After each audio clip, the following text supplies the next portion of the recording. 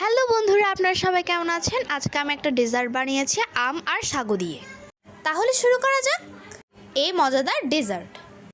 এটা দেখতে অনেকেরই লাগছে এটা জুস, বাট এটা হচ্ছে ডেজার্ট। তাহলে এটা কিভাবে বানিয়েছি তা দেখে নিন। প্রথমে আমি 200 গ্রামের মতো সাগু নিয়েছি, তা ভালো করে ধুয়ে নিচ্ছি। সাগুতে অনেক ময়লা থাকে, তাই ভালো করে ধুয়ে নিতে হবে। এখন আমি আমগুলো ভালোভাবে কেটে নিব। কেটে নেওয়ার পর দেখেন আমি ছোট ছোট স্লাইস করে কেটে নিয়েছি। আমগুলো দেখতে অনেকই সুন্দর।